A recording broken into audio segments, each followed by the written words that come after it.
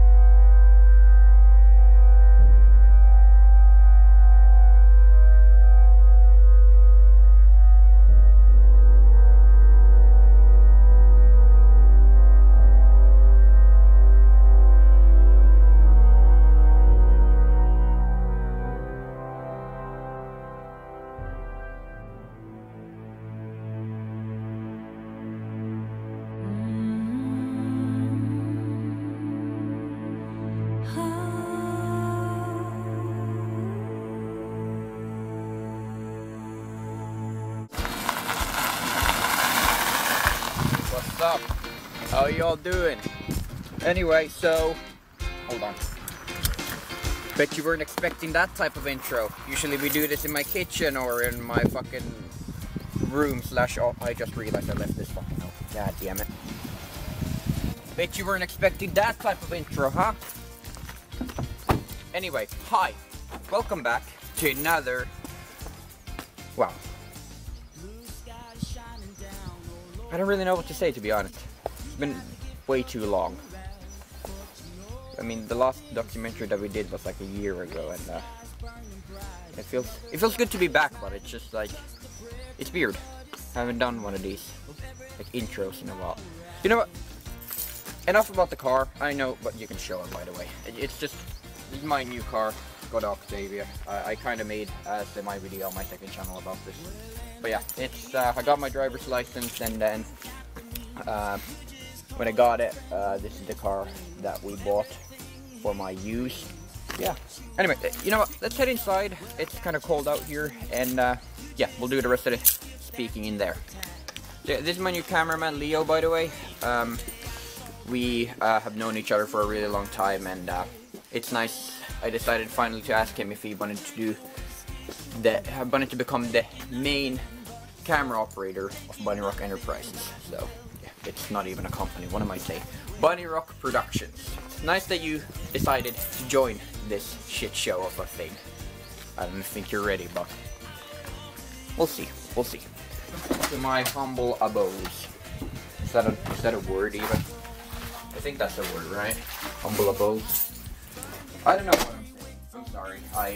Again, I haven't done this in like a year, so it's kind of hard for me to like think about things to talk about.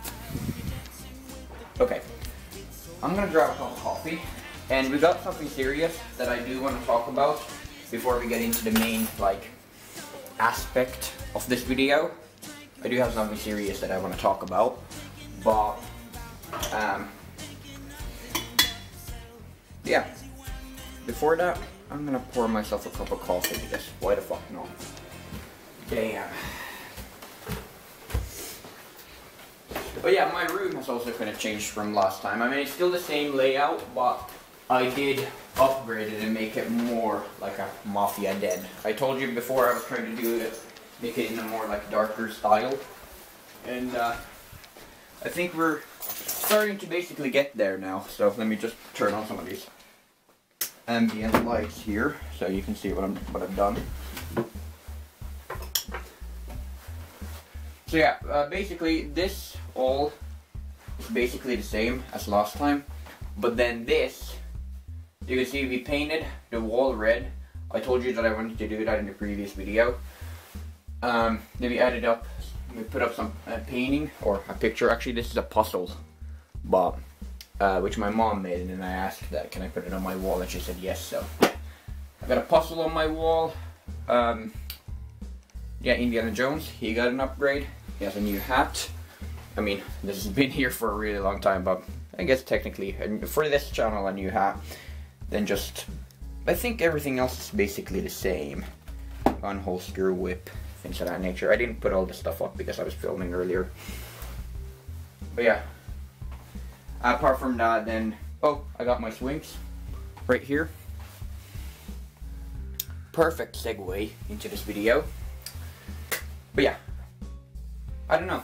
I really like it now. It's getting there. It's finally getting to something that I wanted it to be, basically. Yeah, I'm excited. Let me put this away. By the way, admire the merch. We're not selling this yet, but the plan is to maybe at some point start selling this. So we have a couple of designs. We have one like a Hell on Wheels design, and then we have the actual like gas power logo. There's no point for us to be selling these yet because we're not a known brand or anything like that, but we just printed these out as just a test thing. Anyway, enough of talking about random shit. Okay, so before we get into this video, there's something that I guess I owe it to you kind of to address, but I don't know. I don't know if I should talk about this because I don't know if people care, but I'm just gonna real quick brief over this. If you don't care about this stuff, I'm gonna put a timestamp in the video description where you can skip right into the main part of this video.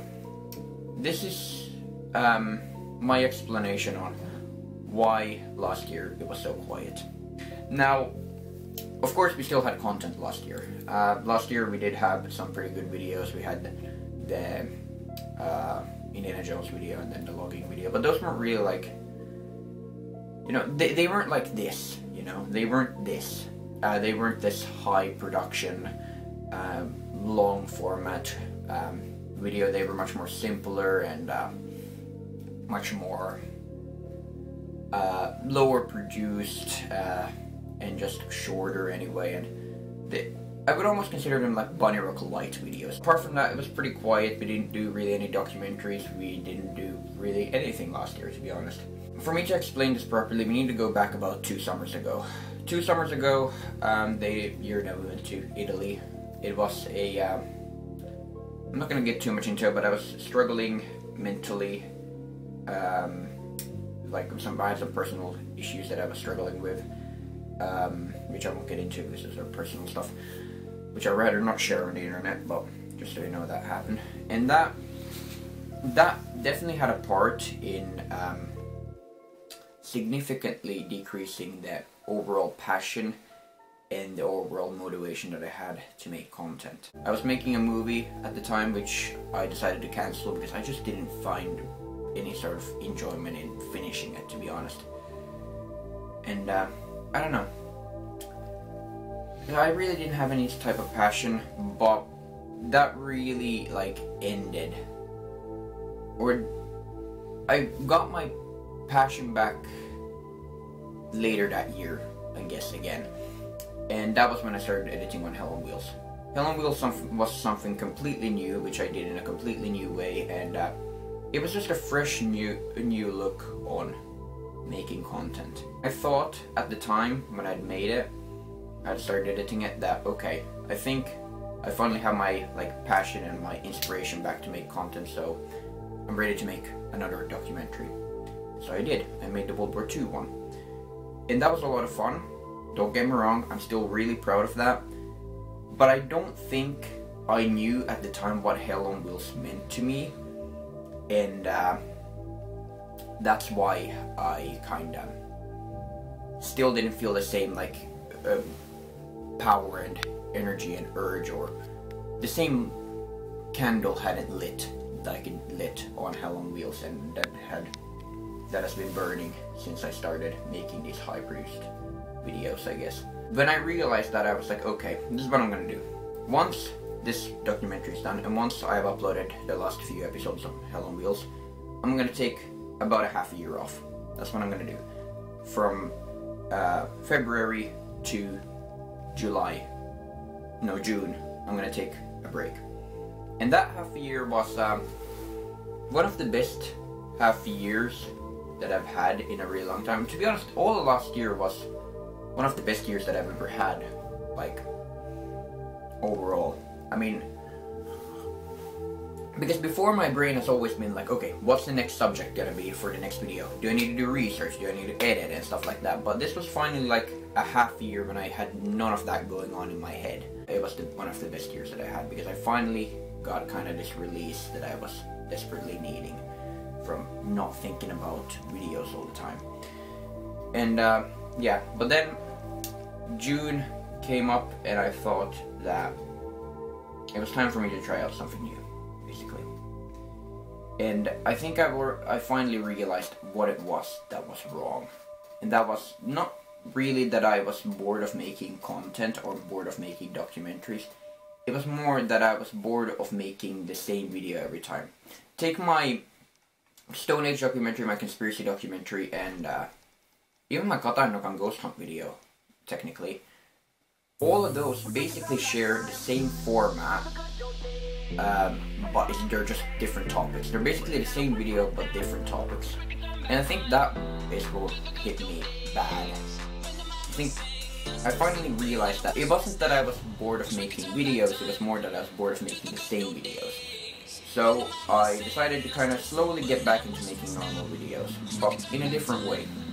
So, and if it wasn't perfect timing, Indiana Jones 5, right over there, had just come out. And I decided to just make a simple review and preview of it. While that video wasn't anything special, it really showed me that it really was fun to make because it was a very different type of video. And then later on, I did the logging video, and that was again kind of me returning back into making documentaries more, but in like a lighter way. And I tried out a new kind of format with voiceover and stuff like that, and that was also just a fresh new look, and which I really enjoyed. So then, late that summer, I decided I'm ready to start making my next documentary. And I started shooting it during summer, and lo and behold, half a year later, here we are. So yeah, that was the long and treacherous explanation on why I didn't upload that much, and basically just to summarize it, I needed a break. So now, perfect segue into this video. This is a video which I've been wanting to make for the longest time, and that is about the pyramids of Giza. Now, I've been wanting to make this video for a while, but I decided to hold back on it because of, if I was going to make this, I had to actually visit the pyramids.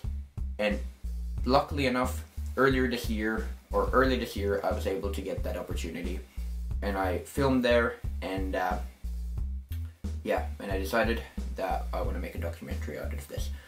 So I started shooting it back in July, and I shot it throughout all of the latter half of all of last year, and all the way up until now. And now, I'm finally ready to release it. So, of course, the main point of this video is going to be about the pyramids and the history of ancient Egypt. That's the main part of the video, the main course, so to speak.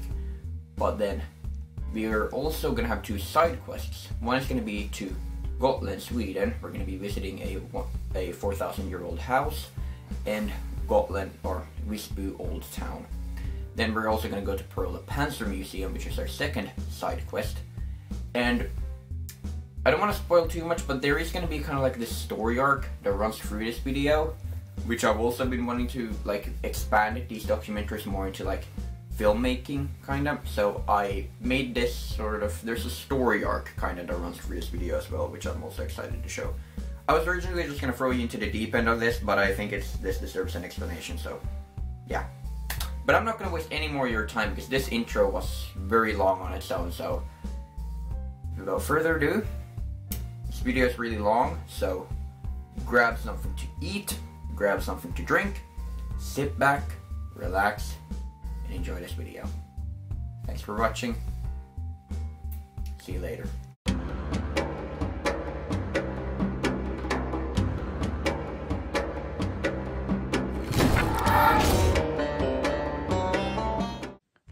Alright, so let's begin with the history of ancient Egypt. Now I'm gonna mention this is gonna be really TLDR. I'm not gonna spend way too much time on the theory aspects of this, so if I guess miss out on some important aspect of all this, please leave that in the comments. But basically what this is gonna be, it's basically just gonna be a quick summarization of how the big kingdom of Egypt kind of rose to power, basically. Egypt is a fairly old country. It dates back to around 55 BCE. I guess it all started with the Nile River. Now, of course, the Nile River is this big river that runs across the entirety of Egypt. And back in the day, and to this day, around the Nile River, it's very rich in vegetation, and it's just a really good place to grow stuff out there. And to this day, when you get close to the Nile River, it's a very nice place to for agriculture and things of that nature. But back then, there was a lot more green around those parts. And this led to a lot of people settling in around the Nile River. So basically, they settled in, started growing stuff out there, and started building small little towns around the Nile River. Now, the Nile River had a bit of a problem with it, and it was always kind of just a guessing game what it was gonna do. While it could be perfect and bring a perfect growing season, it could also flood too much, which meant that all the crops around the Nile River drowned and died, basically. Or it could also mean that it flooded too little and all the crops would wither and die out. But anyway, it led to a lot of people settling in around those parts. This led into a class structure and trade and commerce, so basically trading with each other and things of that nature. So it led to kind of like a civilization, so to speak. Well, years went by and things went great, but then the area surrounding the Nile River started slowly drying up. It started drying up and drying up and drying up, which meant that the people further away from the Nile River had to move closer to the Nile River. And this led to an influx of people, which basically led to there not being enough food and resources for everybody. And because of this also led to a lot of wars for resources. And during these wars, I guess 3 kingdoms arose, and they started building walls and battle structures and stuff like that around their personal kingdoms, so to speak. And one of these 3 kingdoms rose to power, and that later became the strong kingdom of Egypt, I guess. I'm sorry, by the way, if there's names to all these things, I can't remember them. I have a horrible name memory, so if there's names out there for these 3 kingdoms, or if there's a name for the big kingdom of Egypt, so to speak, let me know in the comments. I don't know. I'm sure during my research I heard the names, but I can't remember them for the life of me. But I do remember King Narmer. Now, King Narmer, I guess you could call him the first king of ancient Egypt. He invented a lot of the things that we associate with ancient Egypt. So he invented the crown that they wore, or the thing, you know, this thing. He built a lot of beautiful structures around ancient Egypt, and then stuff like that. And we're gonna get into the kings a little bit later in this video, but that is basically how the entirety of ancient Egypt rose to power, basically.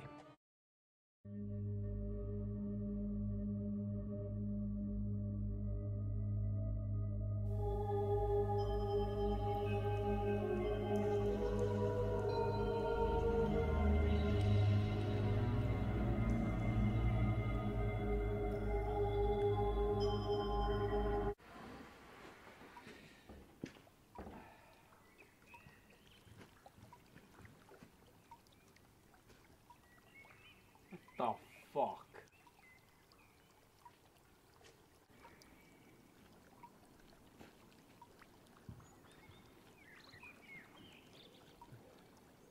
Oh, fucking broke the power line. Fuck! Stupid fucking tree.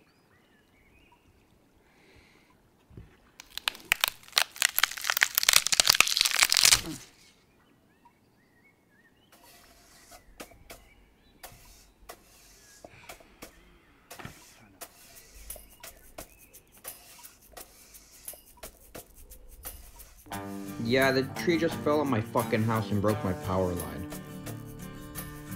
Alright, yeah. Alright, that would be nice if we could send someone out. Yeah. Okay. Yeah, no, tomorrow should be fine, yeah. Yeah, I don't have anything. Alright. Alright, thanks. Yeah, shitty situation.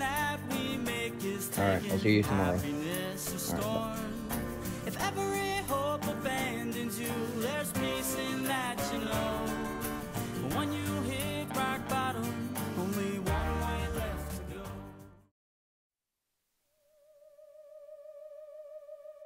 Oh, fucking hell. Fucking light.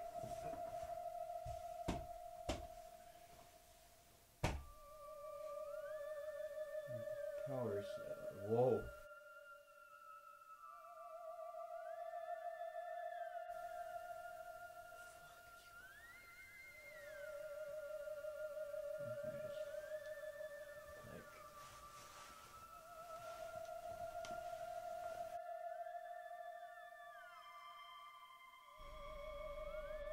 The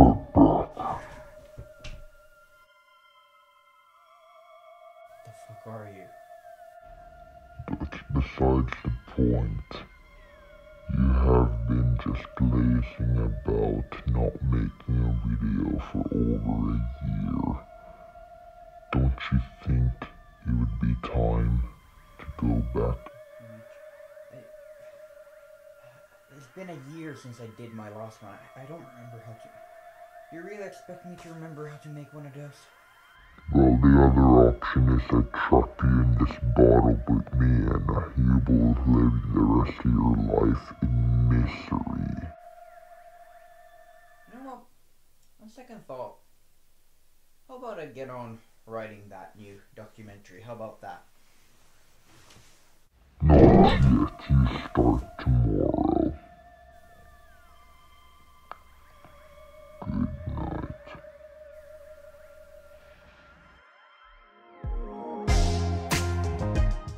Now we're in the beautiful island of Gotland, right on the coast of Sweden, if you didn't know. So in this part of the video, we're going to be going and checking out two things. First, we're going to go check out a 5,000-year-old building. I'll give you a bit of history about it and I will show you it. And then we're going to go check out Visby, Old Town. And I'm going to show you the actual wall which surrounds the town, plus some old buildings within the town. So strap in.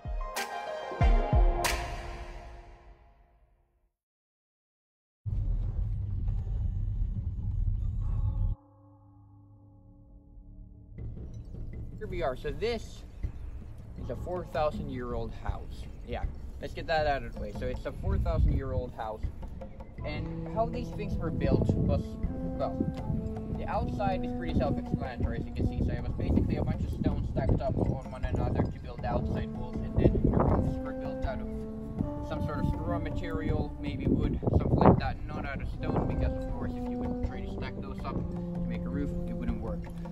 So, basically, that's how the outside walls were built, and because of that, the walls were very thick, as you can see right there. The inside walls, though, were built usually out of thin pieces of wood, which were then reinforced with mud and things of that nature. So that's basically the basic premise of how a house back from 4,000 years ago was built. I mean, for a 4,000-year-old house, it's actually pretty good. better on this side, let me just tell you that much. Held up better than I would have ever expected, but you know, it's crazy to think that this thing is like 4,000 years old before even Jesus Christ was born. That's crazy. But just to mention this also, back here in Gotland, back in those days, the climate was different. It was warmer. The place was more dominated with leaf trees and things of that nature. And yeah, it's a pretty interesting place. And I believe it was about 1100 years before Jesus Christ was born. They kind of started becoming more sophisticated. They started doing more fishing, horses. They started using horses as drag vehicles, so to speak, and then carriages were used and things of that nature. It wasn't just hunting and stuff like that. We talked about all this back in the Stone Age documentary series, but yeah, I think this is really interesting to see evolution in this way.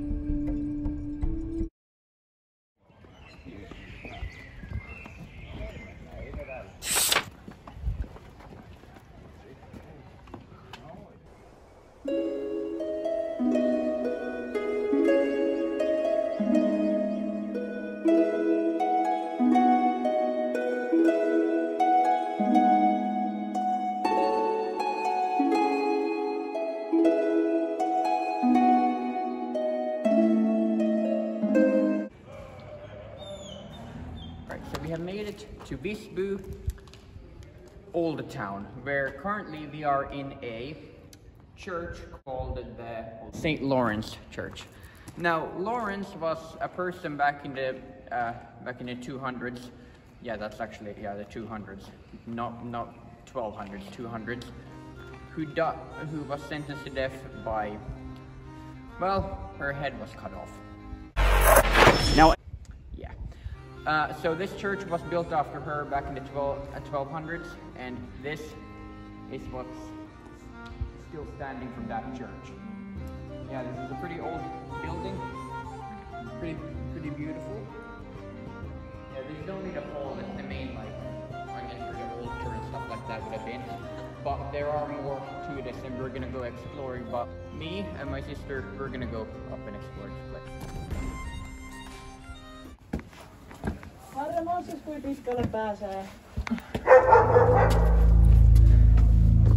Alright, so gick uppe i en korridor där så jag slipper dit ändå.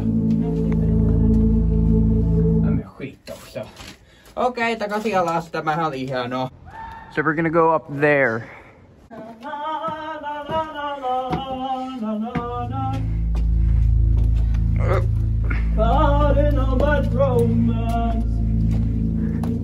Yeah, this is creepy.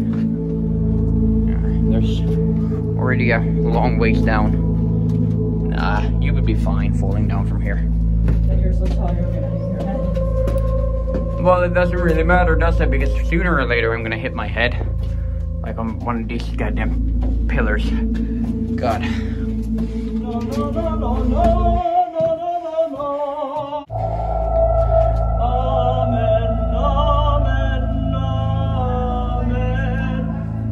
So here we are in the second floor, I guess. This is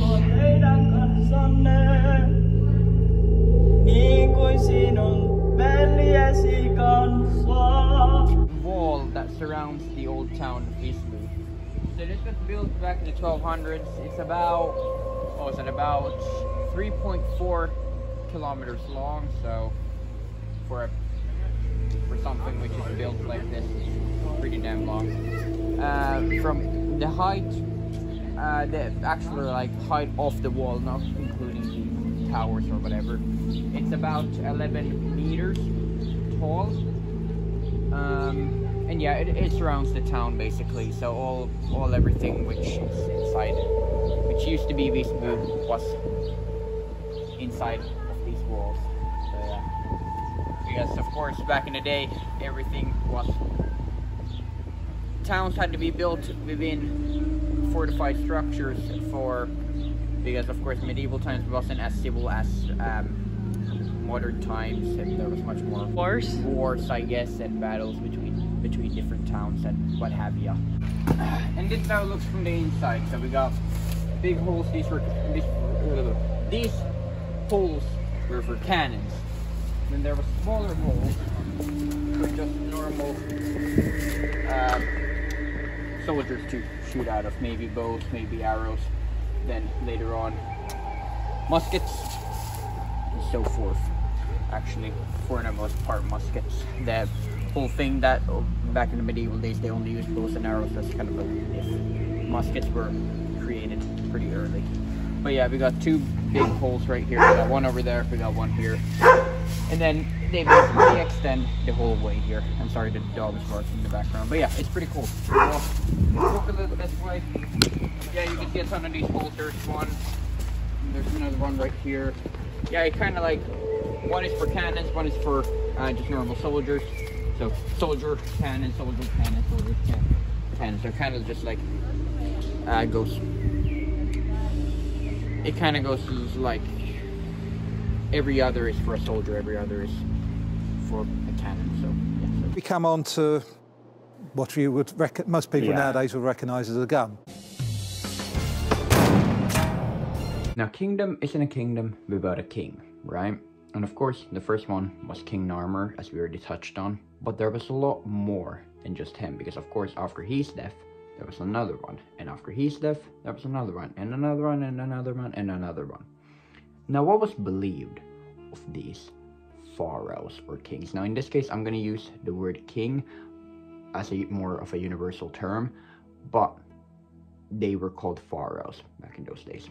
So what was believed of the kings? Well, the kings were believed to be second to the gods. Now, yes, I said gods. Now, they believed in a lot of gods. They didn't just believe in one god. So they kind of had a similar system going on like the ancient Romans had. But yeah, they believed in a lot of gods. And they also believed that the kings were second to the gods. And then the second to the kings was the priests. Now, it wasn't believed that the priests could talk to the gods, but it was believed that the kings could talk to the gods. Now, because of this, that led to drought, famine, and wars, were also not believed to just be random occurrences that happened, but they were believed, not that wars are random occurrences that happen, but you know what I mean. They were believed that the gods weren't happy with the kings, and the gods were kind of punishing the kings with these problems. Now, it was also believed that after death, the pharaohs or kings would live on in the afterlife. And, well, actually, basically everybody was believed to live on in the afterlife. And that's why you see in a lot of tombs in ancient Egypt, they left a lot of priceless artifacts, and those were left there because of that's what the person who died would take with them to the afterlife. And as I already mentioned, it wasn't just the kings, it was basically everybody who died. They were left with something that they could take to the afterlife. Now, I'm not going to touch on each and every king because there was a lot of them, and if we would do that, we would basically be here all day. But I'm going to touch on a couple of the highlights, starting off with King Khufu. Now, Khufu was a king during the Middle Kingdom period. Now, of course, there was the Old Kingdom, Middle Kingdom, and New Kingdom periods. And he was a king during the Middle Kingdom period. Now, King Khufu, there was a lot of things that he did, but one thing which probably he's the most well known for is that he is the one that ordered the construction of the pyramid. And not just any pyramid, the Cheops pyramid, so the biggest pyramid there is. Now we're going to touch on the pyramids a little bit more later on in the video, and we're also, as you know, we're going to go and visit the pyramids later on in this video, which is also exciting. But for now, what you need to know is it took about 30 years for him to build the pyramid. Cheops' pyramid is the biggest pyramid out there. Now another king which I want to touch on is during the New Kingdom period. Actually, the rest of these are all in the New Kingdom period because I found them most interesting. Is Thutmose III. Now Thutmose III was the one that made ancient Egypt into this strong, powerful nation. How did he do it? Well, through war conquering, of course. Then another interesting one is Akhenaten. Akhenaten. I'm not sure, I think I spelled it wrong here. But he was interesting because he was the one who tried to change the religion in ancient Egypt to a one god religion. Of course, as we already mentioned, there was a lot of gods. It was believed that there was a lot of gods. That was the original religion. But then he forced the people of Egypt to believe in a one god religion. And because of this, after his death, a lot of the statues of him and a lot of the memory of him was destroyed, and the original religion after his death was restored. Maybe the most interesting pharaoh or king out there was his son, and of course it is Tutankhamun. Now, keen-eyed viewers may have realized that I'm wearing a Tutankhamun pin on my shirt here. That has no coloration, whatever. That has no meaning in this video. I just wear it there because I bought it when I was in Egypt and I really like it. So, but I just wanted to mention that because of some people may ask. Anyway, Tutankhamun. Now he may be the most well-known of the pharaohs or the kings during this time.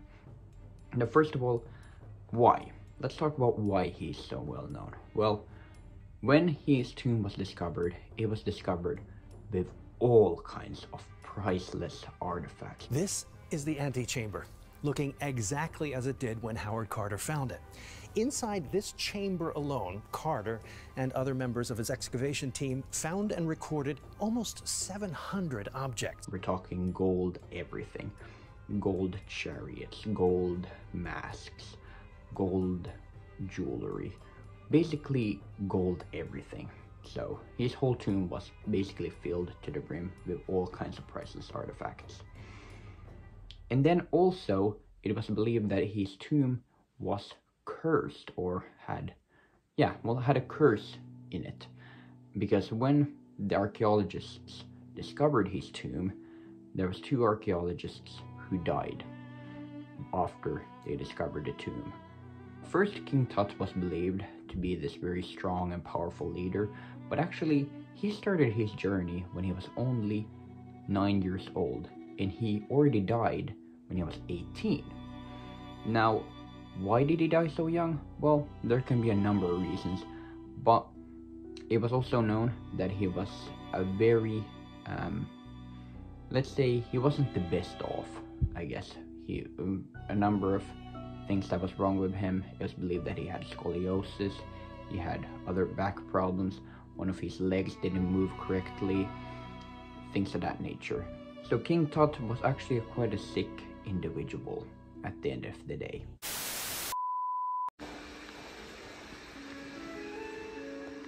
So this is an article from the Daily Mail, and okay, so this was something which I hadn't really thought about, to be honest, up until now when this is actually becoming a reality of actually going to the pyramids. But there is definitely a problem with people trying to scam you there. No. In this video I'm going to be showing you some of the hustles and scams that happen at the pyramids. And then out of nowhere, one of the famous Egyptian scammers came up to me. Here's an article from the Daily Mail. So, traveler reveals 4 main scams for solo tourists at the Egypt pyramids. Anyway, and one of these so-called scams, I guess, is the free gift scam. I know, but I don't like gifts, man. Basically, what they're trying to do is, what they do is they give you a gift. They say, oh, this is free, here you go. And then later on, they're gonna come back and ask for money and say like, oh, you need to pay me and stuff like that. And when you tell them no, then they're gonna start talking about all these things about, oh, I have a family. And of course the camels, I mean, do you want to ride my camel completely free, and then, or take a picture with the camel and stuff like that, and then they say that it's completely free, but then once you take the picture, they basically hold your phone hostage until you pay them. They're all fighting over business. So yeah, this is just something, I guess, which I wanted to mention, just to look out for if you're going to the pyramids like we are. I don't know. Be careful out there. Okay, so I would be a goddamn fool if I didn't talk about maybe the most well-known ruler of ancient Egypt there is. And that's, of course, none other than the final ruler of ancient Egypt, Cleopatra. Now, at first I was going to do the same thing as I did to the other kings, but then I decided I think this video does need a bit more of a deep dive of Cleopatra. So that's what we're going to do. So we're not going to touch on each and every subject of Cleopatra, or each and every situation that Cleopatra got into during her time as ruler of Egypt, but we're just going to TLDR it, basically. So Cleopatra was born in the year 69 BCE to a family of 5. And she was going to take the throne after her dad passed away, but it was given instead to her younger brother. Now her brother actually drove Cleopatra, or I guess in a way banished Cleopatra out of the kingdom from a fear of Cleopatra taking over the throne from him. Now she was basically banished from the kingdom until a very famous guy came to Alexandria, Caesar. Now Caesar wanted to meet with both Cleopatra and the ruler at that time, her younger brother. But her younger brother did not want Cleopatra to come to this meeting, so they basically guarded Alexandria like Fort Knox. Cleopatra was smart, so she was able to smuggle herself in to Alexandria. Now it's not completely known if this was a plan between Caesar and Cleopatra, or was this just Cleopatra on her own doing this? But either way, she smuggled herself in to Alexandria. Of course, her brother wasn't happy about this, and he stirred up quite a brawl of this.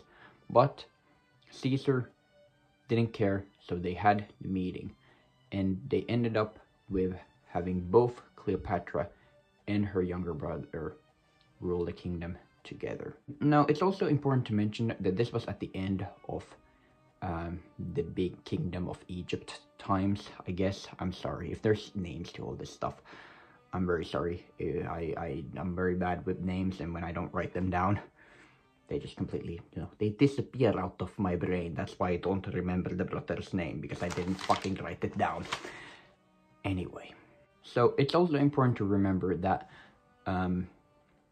the big kingdom, or ancient Egypt, wasn't as strong as it once was. It had fallen from grace quite a bit. But it was still strong, I guess. It wasn't completely fucking fucked up. They still had an army, and they still had places. They still had nice buildings and things of that nature. But it wasn't the thing that it was around, let's say, Tutankhamun's times and things of that nature. Now, a lot of people weren't happy with Cleopatra and her younger brother ruling together, so there was a bit of a civil war that broke out, and during the civil war, Cleopatra's younger brother died, and that meant that Cleopatra had the throne all to herself after that.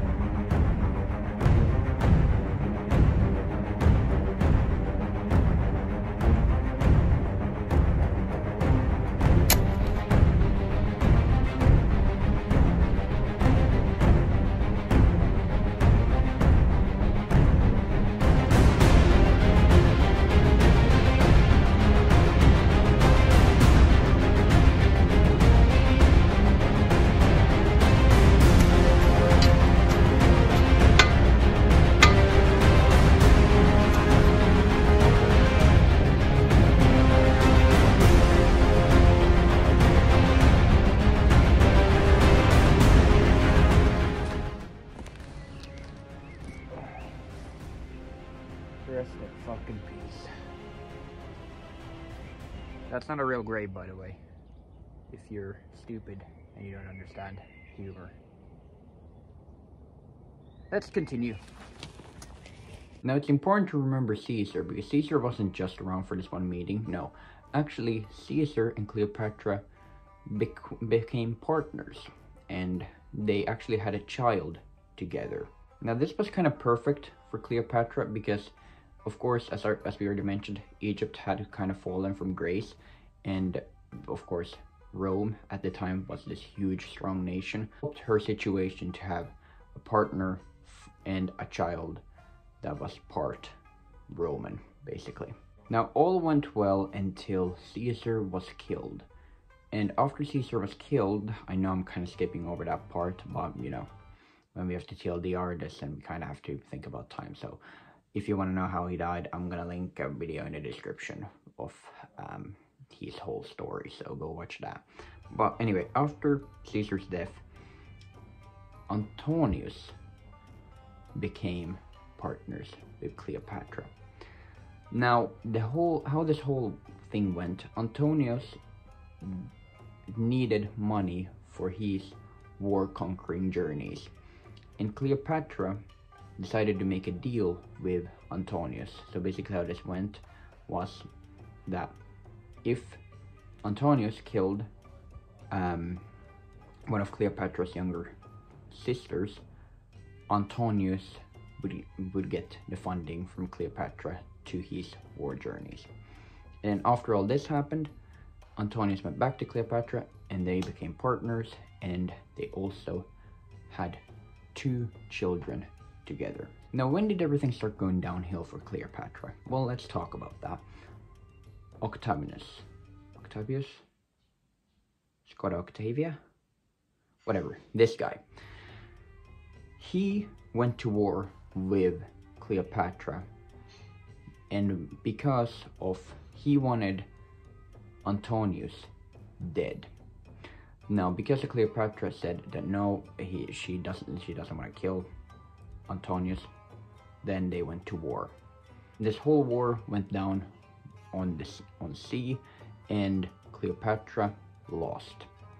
Octavius, his soldiers, when they marched in to Alexandria, they told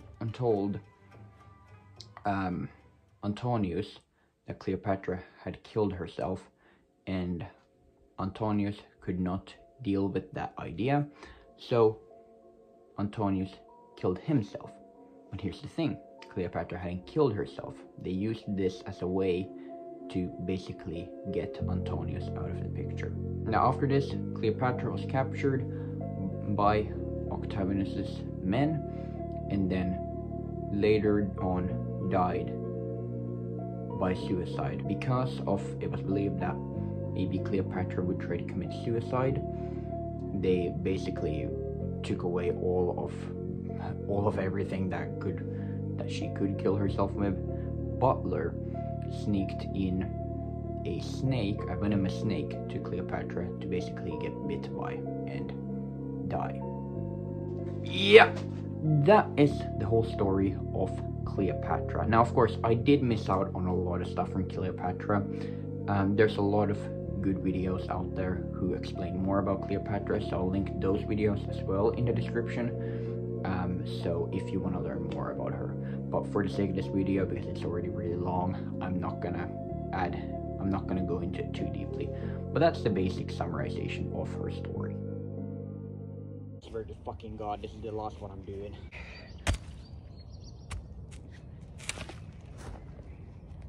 Son of a bitch.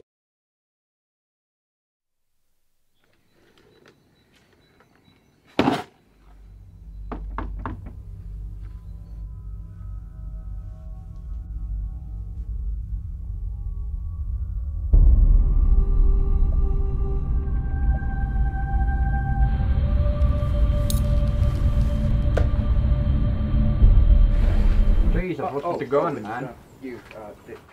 Don't worry about this. Hi, how are you? Yeah, so I'm from the electric company. I'm here to fix your shit. I figured. So, you can get that done? Yeah, I can get it done. Good. For the right price. Look, the thing is, I don't got that much money at the moment, but I can pay you in collateral. That won't work, unfortunately. Okay, we'll fix the damn thing and we'll talk about price later. Okay, bye.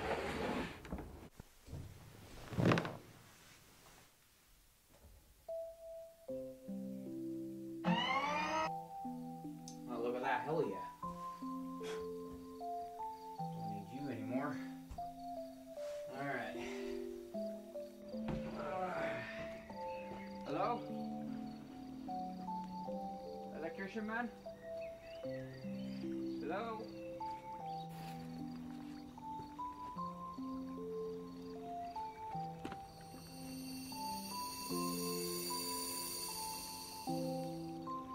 Well, I guess I ain't paying for that shit. There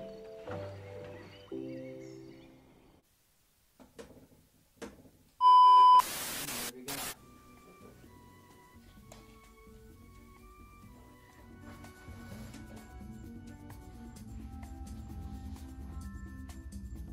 Okay, he's here.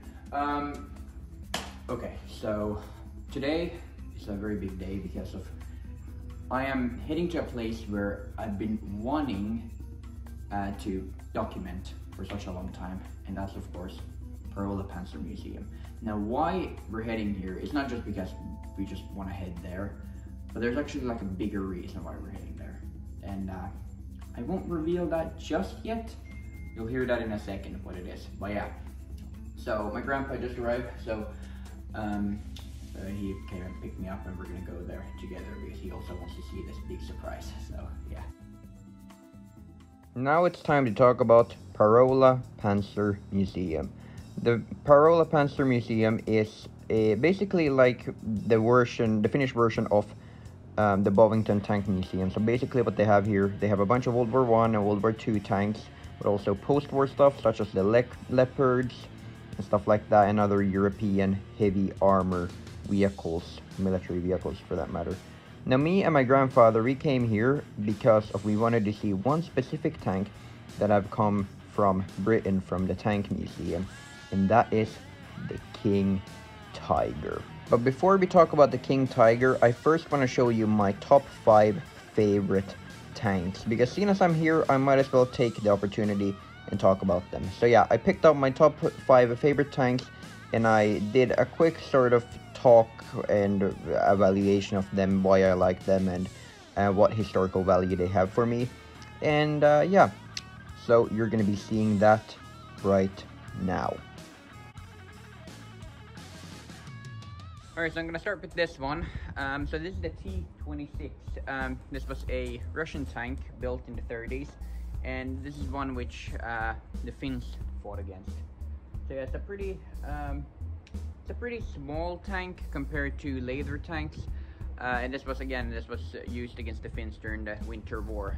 During the Continuation War, there was of course the T-34s and then the KV-1s, but this one was used during the Winter War, and there was 2 versions which I remember. There's the one with the standard cannon on it, and then or turret on it, and then there's one with a flamethrower. So yeah, these were pretty light tanks. I believe with just a normal Lahti Finnish anti-tank rifle, you could get through most of the areas on this tank. But yeah, but because it was so small, it was also relatively quick to drive and stuff like that. So yeah, pretty cool tank. On to the next one. Sorry that I'm so close to the tank, I can't get a better view of it. But anyway, so this one is the Panzer IV. So, Panzer IV. This was, many would argue, this was Germany's best tank during the Second World War. Now, it's not the strongest, it's not the most powerful, and it's, but it was cheap-ish to produce, so they could produce a lot of them, and it was pretty functional. So that's why a lot of people would argue that this was the best tank Germany ever made. Maybe the most popular. It's between this one and the Stug 3, but I think more people know about this one than the Stug 3, so I don't know. Anyway, so yeah, Panzer IV, made by the Germans, again, used by the Finns, this particular one was. And this one probably, along with the Stug 3, saw the most service out of any tank on Germany's front. And yeah, these were really reliable and very good. But the only problem with German tanks are that all of them were gas engines, just normal petrol engines. They weren't diesels, which was a bit of a problem because of usually diesels have more torque and stuff like that, and they're less likely to break down. Diesel engines, which have been serving mankind for over a century, are the most versatile and economical IC engines. But seeing as these all were gas engines or petrol engines, that was a bit of a problem, wasn't it? But yeah, that's how this one looks like.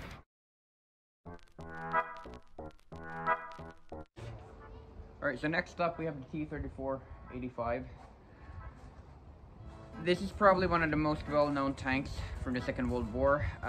Basically, you don't even need to read history to know what this tank is. Most of you who have played video games like World of Tanks and stuff like that will probably recognize this thing. So yeah, Russian tank.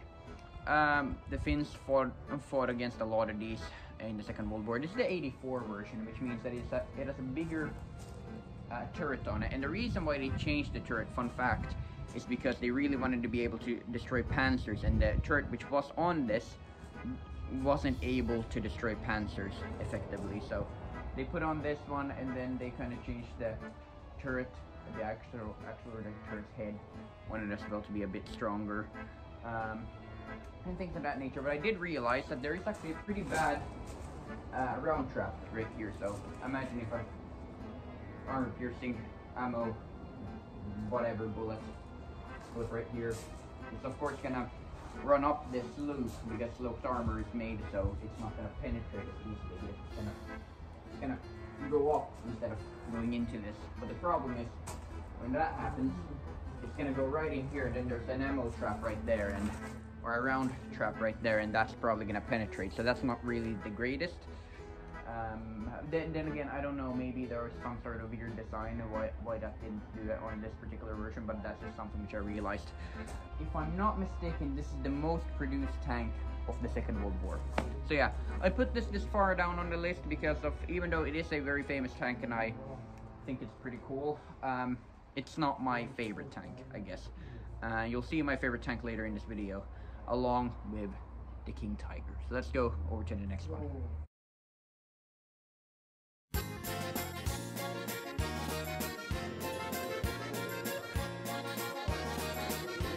So this tank behind me is the Stug 3, and this was used by the Finns quite a lot during the Second World War. Technically it's not even a tank. On Finnish it's called rynnäkkötykki, so if I'm gonna just put that into English words, that would mean assault cannon, I guess. And yeah, it's a pretty incredible tank and or a pretty incredible vehicle. Again, the Finns used that, and this was also the most the war machine what the Germans built the most out of, which has treads on it, I guess. There was of course a bunch of Panzer IVs and stuff like that, but this was built the most by the Germans. So yeah.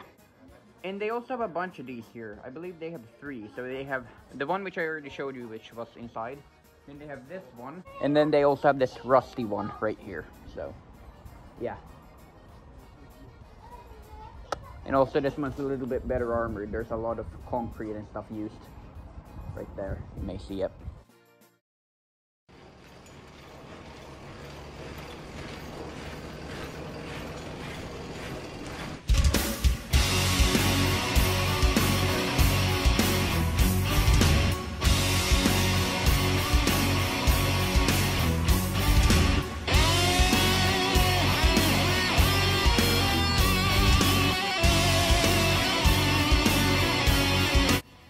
Difficult choosing my favorite tank, but between the Stug 3 and this one, it has to be this one. So here we have the Klim Worosh Hilo, or more well known as the KV-1. There were many other tanks employed by the Soviets though, and among these, the KV-1 stands out as worthy of some recognition. Now this is the more panzered edition, so it has more metal on it. It's much more it's safer, I guess, with that extra armoring on it. And this is this is Russia's, or the Soviet Union's,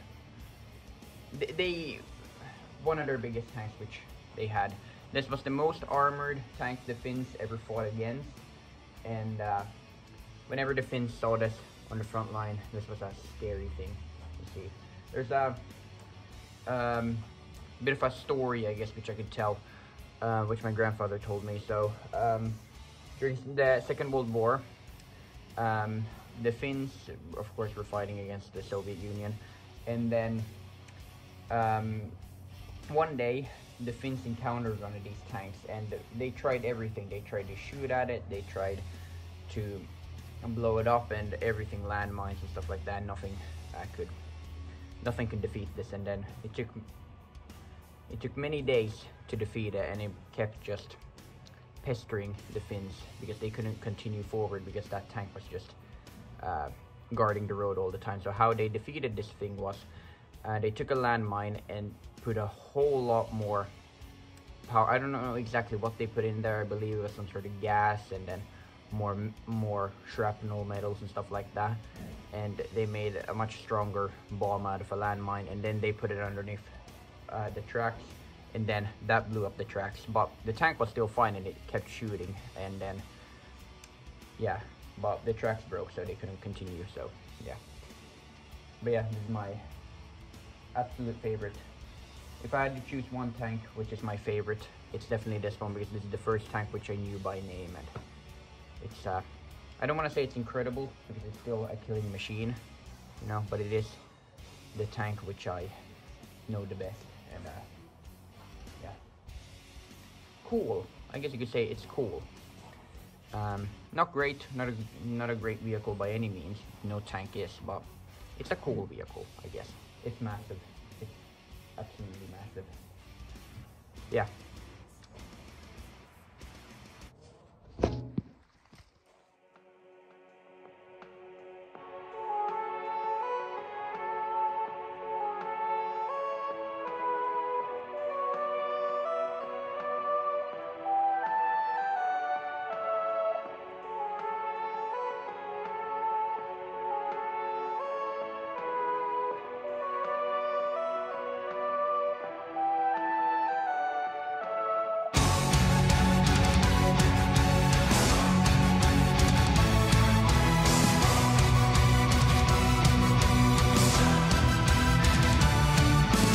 This tank behind me right here is the King Tiger. Yeah, so this is I guess the second biggest tank ever built by the Germans during the Second World War. The biggest tank is of course the Maus, and it did see a bit of service, but this is like the biggest tank that actually saw real world service.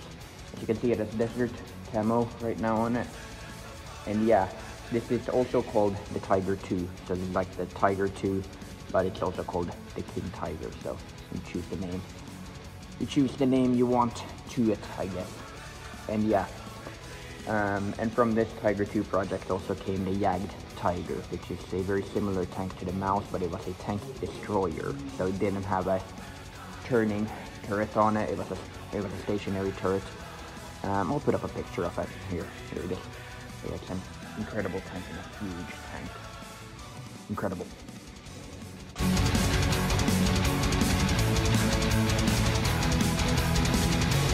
Back in 1944, the Tiger II was built as a direct order from Hitler. The tank's weight was about 68 tons, and the length was about 10 meters with the turret included. The tank produced about 700 horsepower.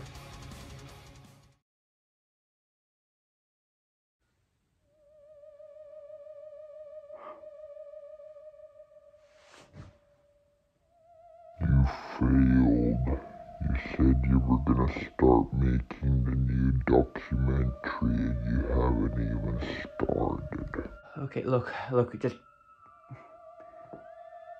I thought you were a dream, okay? I thought you were just a bad dream,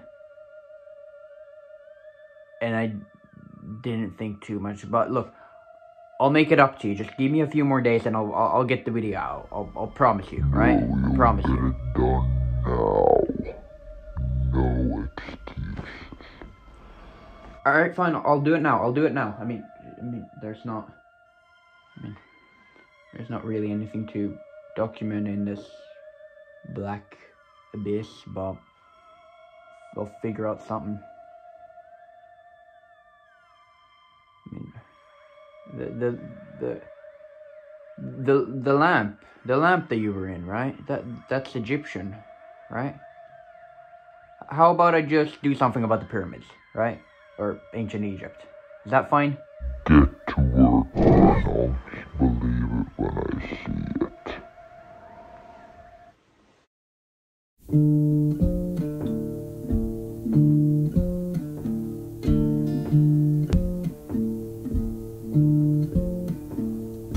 Would you like a glass of sweet lemonade?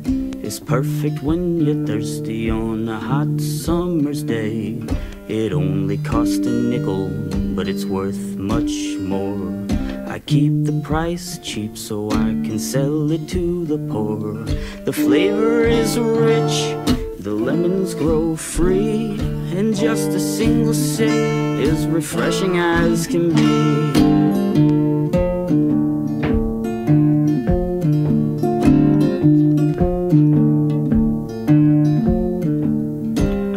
To pick my lemons at the orchard on the hill. They have so many that they'll never know that I've been there. They have so many lemons while the rest have none. They don't want the lemonade to be for everyone, but with a single chap, the juice will flow, and we can fill our glasses up and let the lemons roll. And oh my God, how sweet it will be. So, without further ado, I think it's time to get to the main topic of this video, the pyramids of Giza. Now, just before we head off to the main adventure over in Cairo and actually check out the pyramids and the Sphinx, before that, I think we should talk a little bit about what the pyramids are, a little bit about the history, who built the pyramids, and also maybe theorize a little bit about how they were built. So, what are the pyramids? Well, the pyramids are tombs. What's a tomb? Well, it's basically a grave. Now, the biggest pyramid, Khufu's pyramid, or Cheops pyramid, whatever you want to say, was built, of course, by King Khufu, and it took about 30 years to build it. Grandson, Khufu's grandson, he built the second pyramid. Okay, so I'm sitting here editing this right now, and for some reason, I said Khufu's grandson when I'm talking about the second pyramid. Now, of course, Khufu's son was the one who built the second pyramid, and Khufu's grandson built the third pyramid. So I just want to mention that so you don't get confused. So when I'm talking about the grandson, I mean Khufu's son, and in the next pyramid, we're talking about the grandson. So just remember that. So yeah, now we can continue. That took about 18 years to build, and then his son, so Khufu's grandson, built the final pyramid, final of the three, that is. There's over 80 different pyramids really out there. The final one was built by a native Egyptian ruler, but there's not a whole, first of all, it was really small, and there's not a whole lot left of it. There's just, I believe, just a 10-meter high piece of debris left of it because of it has been destroyed or broken down or whatever. But yeah, the main three on the Giza plateau. The final one took about 13 years to build. Now, but Khufu's pyramid, the main one, the big dog, I guess you could say, that took about 18 years to build, and it actually didn't used to look the way how it looks these days. Actually, none of the pyramids used to look like that. They were actually, after they were built, they were plated with this, I don't know, maybe like a marmor. Basically, it was completely plated in this white material.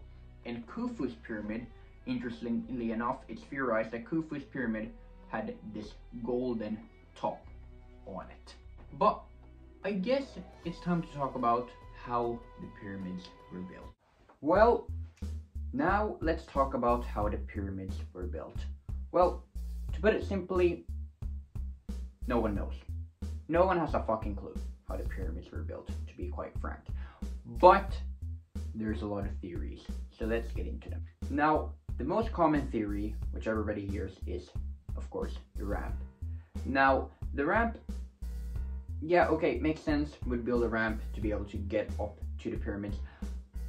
But the problem lies in, first of all, you would have to have a lot of materials because you would have to build a lot of different ramps.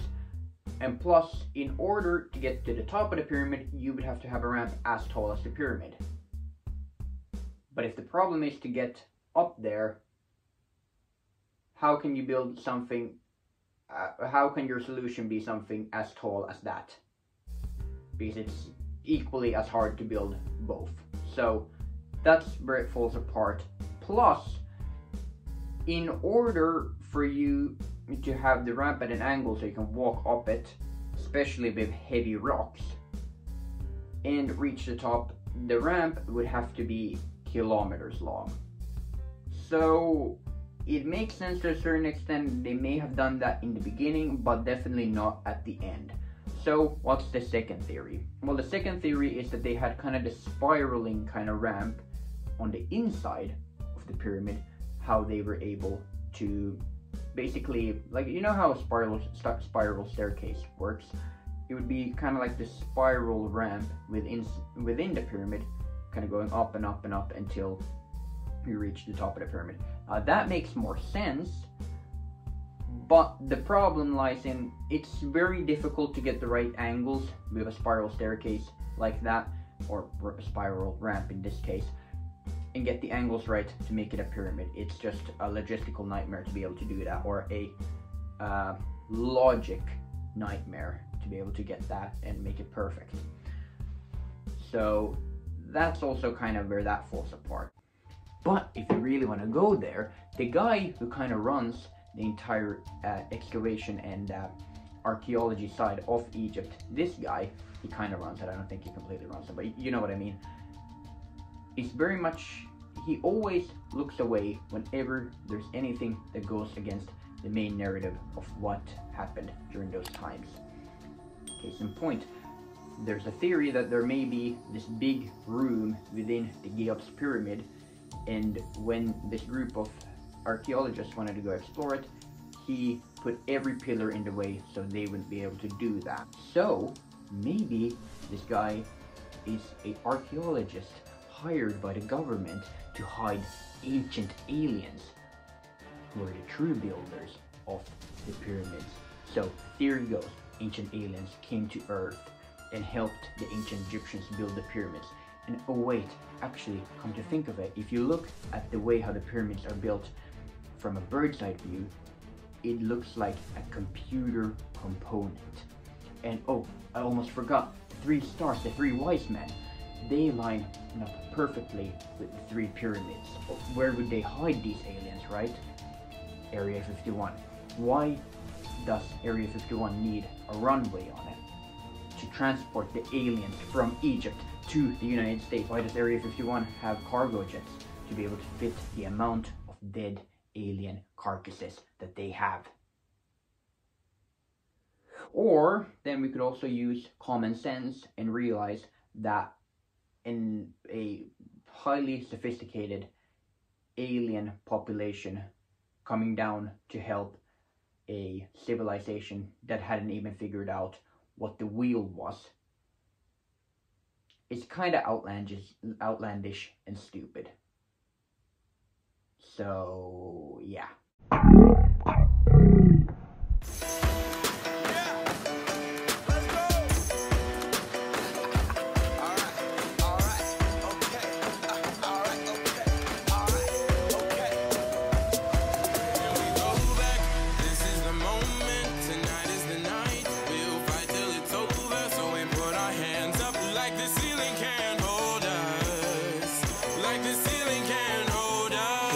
Okay, well, we made it back. We made it here to Hurghada now. We just got our bag, as you can see, right here. And yeah, we're just waiting for the rest of the gang to get over here.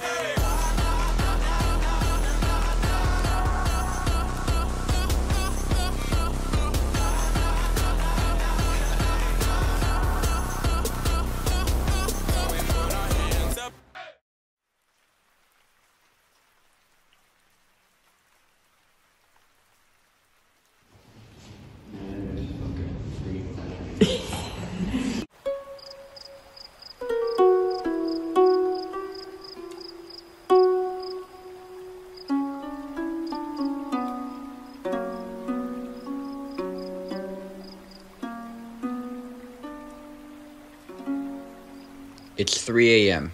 and we have all just woken up. We're all tired and we really just want to go back to sleep. But we all know the mission that we have in front of us. The mission that we will never forget. To see the pyramids of Giza. That's something which I've been wanting to see since I was a very small child. So my excitement was beyond comprehensions. Now while I was excited as all hell, I can't lie and say that I wasn't tired. I drank a couple cups of coffee before we left, but that only helped a little bit, and as soon as I stepped into the taxi, I really just wanted to go back to sleep. The taxi was big enough for us all to get some rest, but it got a little bit tight with 7 people in there. Now, our taxi ride would take about 5 hours, and we would have to stop along the way to get breakfast because of the breakfast buffet wasn't open yet at the hotel. Now, the whole way there, the only thing that I could think of was, I'm actually gonna see the pyramids. I'm actually finally gonna see the pyramids. After 17 years of wanting to see them, it's finally gonna happen.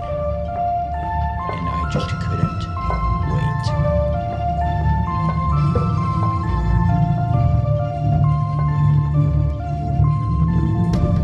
This morning, a new discovery inside the Great Pyramid of Giza. Then you get the polar radius of the Earth. You can measure the base perimeter of the Great Pyramid, multiply it by the same number, you get the equatorial circumference of the Earth.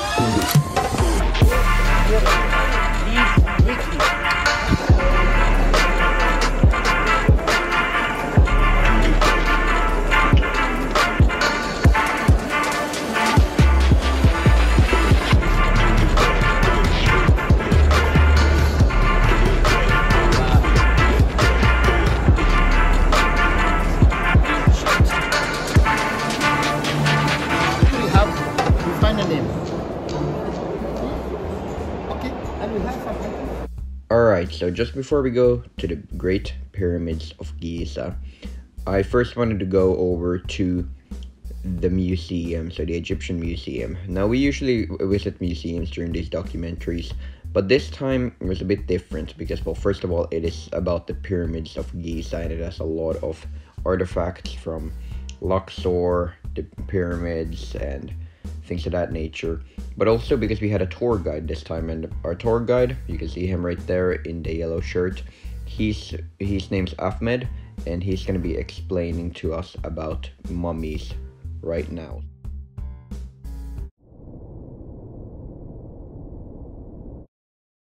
We find a name. But he opened his coffin. What we find inside it? What do you think? Mummy? No. You know what? Another coffin. Another sarcophagus. Another one. But smaller in size. We open number 2. We have number 3. We open number 3. Finally, mummy. And that's why it's huge. This is like the Russian doll. Matryoshka, babushka, something like that. It means that the ancient Egyptians did it before. Number 1. Number 2, number 2, number 3, number 3, finally the mummy. When you open something like, it's so exciting that you have to do it by yourself. Now we are here again by Yoya and Toya. Okay, all of that we found inside one room. One room. Okay, 3,400 years old today. What is this? Chariot. You know the movie of Spartacus? Spartacus, Greek Roman, okay, by the war. This for horses, 2 horses, and horses jump, and this for soldier, and the soldier by the war. Choose again. Chariot. Yeah. This is Yoya, and this is Toya, his wife. Male, female. But the question, is it gold? Is it gold? No, it's not gold. It's wood plated with gold. It's wooden mask, but plated with gold. If you are king, your mask and gold. But your cousin, no. Your brother, no. Your uncle, no. This is Yoya. Look at skin. Look at fingernails.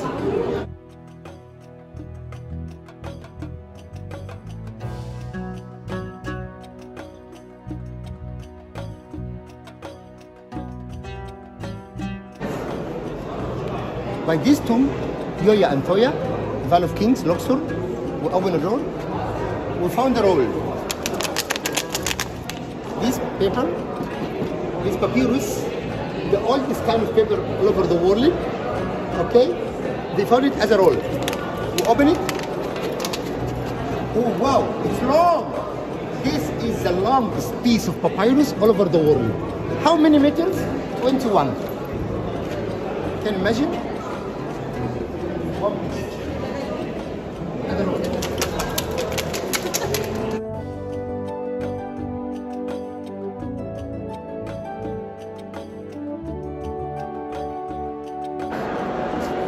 Is that what he was talking about? Yes.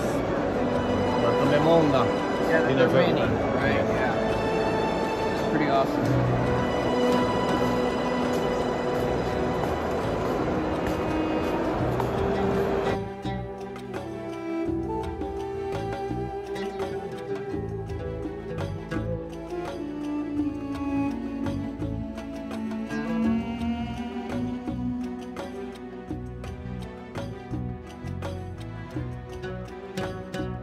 Alright, so this right here is mini swings. Now it's pretty big, but it's called the mini swings because the real one is huge as hell. But this is how it may have looked like when it was completely built. So you can see the nose is still there, all the details are still there, stuff like that. So it's pretty cool to see how it may have looked back in those days.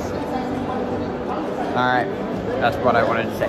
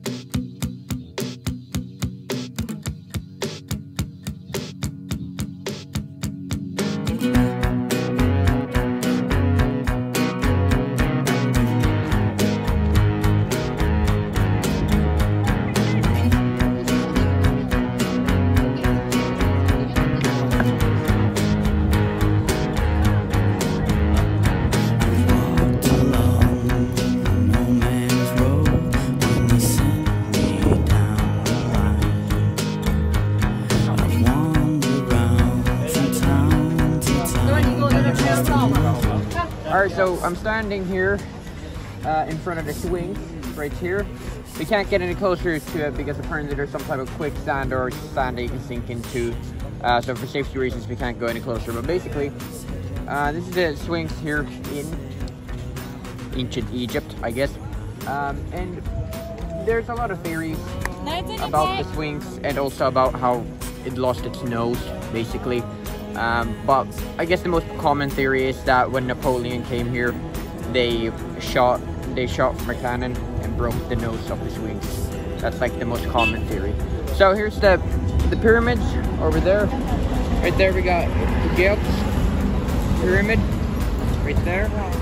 And then that is, well, that was the first pyramid that they built. It took about 30 years to build. The next one over there is Cheops' son's pyramid. That took about, I believe, 13 years. And then the final 18. And then the last one is the grandson, and that took about 13. I believe that was 13. Right? So yeah, it's pretty incredible to actually be here and see all this stuff up close and personal. So yeah, it's awesome. It's really, really cool. Yeah. I mean, this just makes you wonder, right? I mean, what happened with the swings and how was that built and how was the pyramids built? There's a lot of theories about the different types of ramps and stuff like that, aliens and stuff like that, but really, there's no concrete explanation to this day about it. They were just a bunch of smart people who came together and built the pyramids.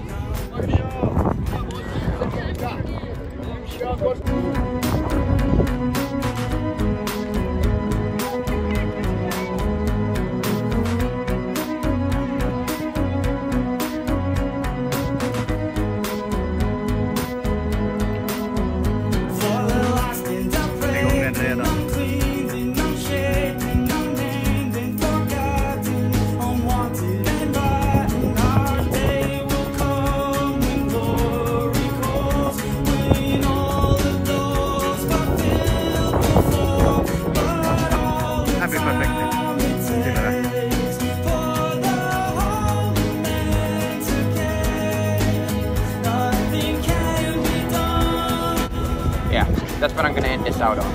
Hopefully you all enjoyed. It's been a wild ride.